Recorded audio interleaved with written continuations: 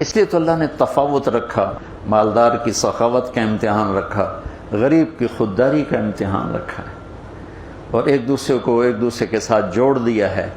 تو اللہ نے، میں نے ایک آیت پڑھی تھی، فَلَقْتَحَمَ الْعَقَبَةَ، یہ تعبیر پورے قرآن میں ایک جگہ ہے اور کہیں نہیں۔ نماز مشکل، روزہ مشکل، حج مشکل، جہاد مشکل، تبلیغ مشکل، تہجد مشکل، ذکر تلاوت، دین کے جتنے بھی احکام ہیں کچھ مشقت تو ہے نا، مشکل تو ہے۔ کسی کے لیے یہ تعبیر نہیں ہے جو میں ابھی بتانے لگا ہوں، جو خرچ کرنے کے لیے تعبیر آئی ہے۔ اقتحام ہوتا ہے سامنے کوئی کھائی آ گئی، گھاٹی آ گئی جی، تو اس لیے پل تو ہوندے کوئی نہ ہے نا، تو عرب شاہ سوار گھوڑے کو اٹھاتے تھے تو وہ چھلانگ لگاتا تھا اور پار جا کے وہ گرتا تھا۔ اس میں لمبی کھائی میں خطرہ بھی ہوتا تھا کہ نیچے گر جائے، عین ممکن ہے گر جائے، تو اس کے لیے لفظ اقتحام، ہیوی ویٹ لفظ استعمال ہوتا تھا۔ اور میرے بچوں نے گھوڑ سواری سیکھنا شروع کی گاؤں میں اپنے گھوڑوں پر، تو وہ ایک تو بڑا ماہر ہو گیا اور دوسرا جو تھا وہ بھی کچھ نہ کچھ تو ہو گیا، لیکن اتنا نہیں تھا جتنا وہ چھوٹا تھا۔ تو میں آ رہا تھا ڈیرے سے تو سامنے گھوڑے پہ آ رہا تھا، میں کہا مولانا صاحب تسی بھی گھوڑ سوار بن گئے ہو؟ کہ جی بن گیا۔ میں کہا ذرا دوڑتا لاتے بھی کھاؤ، اور سامنے کھالا ٹپاونا ہے تسی گھوڑے نو، ایڈی ساری کھالی نا ایڈی ساری۔ میں کہا اے کھالا تسی ٹپایا تاں میں تانوں گھوڑ سوار ماننا۔ انہوں نے کہا گل ہی کوئی۔ تو ایک ایکڑ پیچھے لے گیا اور گھوڑے کو دوڑایا۔ اب اتنی مہارت تو تھی نہیں، جب گھوڑا آیا قریب اس کو اٹھانے کا طریقہ نہیں آیا، تو گھوڑے نے یوں گردن موڑی تو بیٹا صاحب عہدے جا ڈٹھے تھے، گھوڑا عہدے جا کھلوتا، اور شکر ہے زمین کچی آئی، کچھ ہویا نہیں۔ اقتحام، گھوڑے کو اٹھانا اور جان خطرے میں ڈال کے کھائی کو پار کرنا۔ وہ جو عمرو بن عبد نے ود نے کیا خندق کے موقع پر، ایک آدمی جس نے پیچھے سے گھوڑے کو اٹھایا اور چھلانگ لگا کے دوسری طرف جا کر وہ کھڑا ہوا۔ مشکل کام۔ تو اب گھوڑ سواری ختم ہو گئی، لہذا اس کی سمجھ بھی بڑا مشکل ہوگا کہ بھئی وہ کمیں اوکھا ہے تو کمیں نہیں اوکھا، لیکن میں نے تھوڑی سی تصویر پیش کر دی۔ تو اللہ کہتا ہے تم نے پھر چھلانگ کیوں نہ لگائی؟ فَلَقْتَحَمَ الْعَقَبَةَ، پھر تم نے چھلانگ تو لگائی کوئی نہ۔ یا اللہ وہ کی ہے، وہ کیڑی گھٹی ہے جن دوتے اسی دھرک مارنا ہے، چھال مارنی؟ تو انہوں نے کہا فَكُّ رَقَبَةٍ، مصیبت زدہ کی مدد کر، مصیبت میں گھرے ہوئے کی گردن چھڑانا۔ اب یہ ایک ایشو لے کر آئیں، بیمار کی گردن بھی پھنسی ہوئی ہے، اور ہمارے ہسپتالوں کا جو حالات ہیں وہ بھی آپ کے سامنے ہیں۔ کچھ حکومت کا خزانہ تھوڑا ہے، کچھ ہمارے معاشرے میں دیانت کوئی نہیں، خدمت کا جذبہ کوئی نہیں۔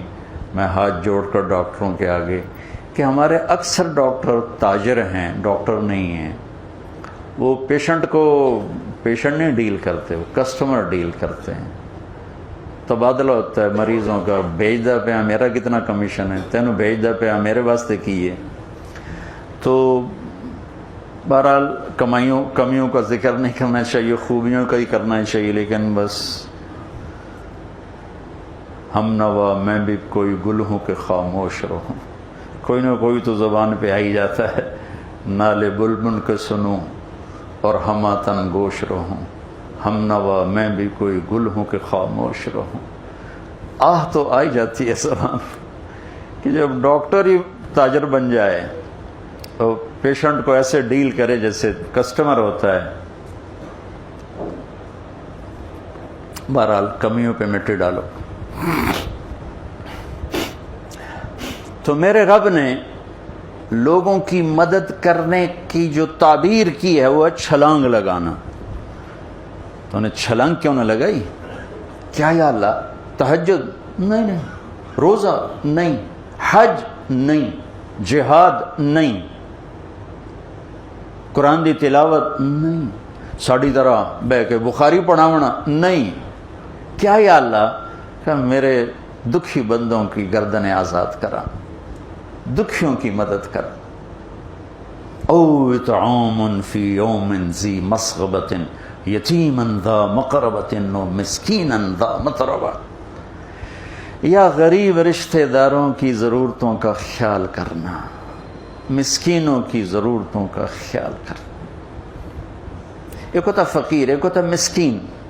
مسکین ہے سکن ہو جانا، ایسی کیفیت کہ وہ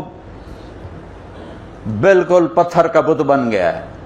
یہ فقیر سے بڑا غریب ہوتا ہے. تو میرے رب نے کہا غریبوں کی مدد، رشتہ داروں کی مدد، جن کی گردنیں بیماری میں، قرضے میں، کسی بھی چیز میں پھنسی ہوئی ہیں، آزاد کرانا. یہ ہے گھاٹی کو پار کرنا، یہ ہے گھاٹی میں چھلانگ لگانا، یہ ہے کھائی کو پار کرنا. ایمان کو بعد میں ذکر کیا، ثم کان من الذین آمنوا وتواصوا بالصبر وتواصوا بالمرحمہ. پھر ایک تھوڑا سا قانون بتا دیا کہ یہ صفات کافر بھی کر سکتا ہے، لیکن قبول اس کی ہوں گی جو ایمان والا بھی ہو، صبر والا بھی ہو. ایمان والا بھی ہو، صبر والا بھی ہو. تو ایک بہت بڑا ڈاکٹر صاحب نے مطالبہ رکھا ہے، ہم ساری باتیں حکومت پہ کیوں چھوڑتے؟ دنیا میں سفر ہوتے ہیں.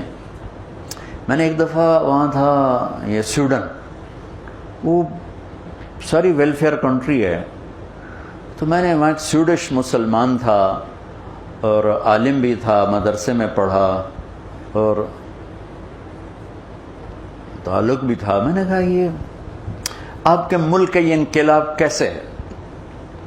کہا حکومت نہیں لے کر آئی تھی، عوام لے کر آئے تھے. 90 سال پہلے اس ملک کے 10 لاکھ آدمی ملک چھوڑ کے چلے گئے بھوک کی وجہ سے. یہ ملتا کچھ نہیں، فقر کی وجہ سے ملک چھوڑ کے چلے.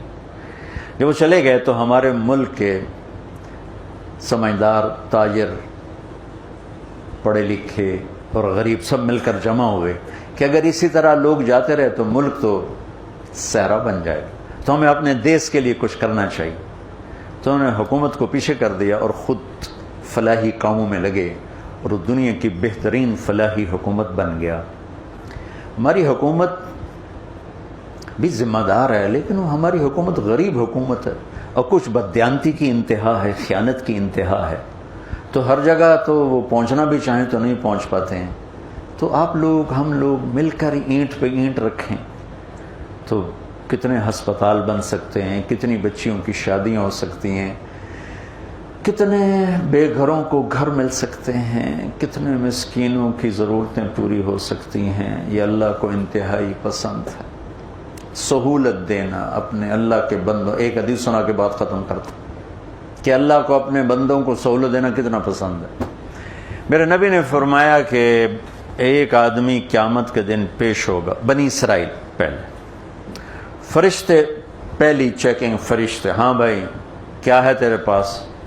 کہے گا زیرو، کچھ نہیں. پھر کہیں گے کوئی سوچ وچار کر، کچھ. اس کو اللہ کے سامنے پیش کریں گے، یا اللہ تیرا بندہ ہے، سن لو کیا کہتا. اللہ تعالیٰ فرمائیں گے آج کے دن کچھ لائے ہو؟ کہے گا کچھ نہیں لایا. تو اللہ تو کریم ہے نا. اللہ کہیں گے کچھ سوچتا صحیح، کوئی بھلے نال ہی کر بیٹھا ہوں میں، سوچتا صحیح، کچھ تو کیتا ہوئے گا تم. تو سوچ سوچ سوچ کے کہنے لگا یا اللہ میں تاجر تھا، تاجر تو لوگوں کو مال دیتا تھا. جب کوئی دینے کے قابل نہیں رہتا تھا، کوئی اس پہ آفت آ گئی، نقصان ہو گیا، گھاٹا پڑ گیا، تو میں اپنے ملازموں سے کہتا تھا اس کو معاف کر دو، مطالبہ نہ کر. اور جب کوئی دے سکتا تھا اور دینے میں دیر کرتا تھا تو میں اپنے ملازموں سے کہتا تھا اسے تنگ نہ کرو، جب دے گا ٹھیک، ادھر مگر نہ پہ جاؤ.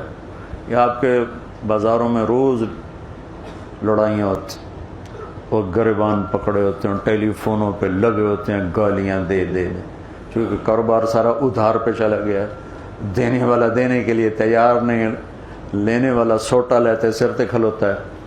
تو انہوں نے کہا یا اللہ بس میں یہ کرتا تھا، جو دے نہیں سکتا تھا اسے معاف کر دیتا تھا، جو دینے کے باوجود دیر کرتا تھا اسے تنگ نہیں کرتا تھا، نہ اس کے ایمان کے بعد اور کچھ نہیں، ایمان کے سوا اور کچھ نہیں۔ تو اس پر اللہ تعالیٰ فرمائیں گے واہ واہ، تو نے میرے بندوں کے ساتھ اتنا سہولت کا معاملہ کیا، تو میں رب ہو کر کیوں نہیں کروں گا؟ چل جا، معاف کی موجہ جاؤ جنت، میری جنت میں جا۔ اللہ بڑا کریم ہے، تھانے دار نہیں ہے، رب ہے، رب رب کریم، رب معاف کر کے خوش ہو رہا ہوتا، اجتا بدلہ لے کے خوش ہونا ہے، وہ معاف کر کے خوش ہوتا۔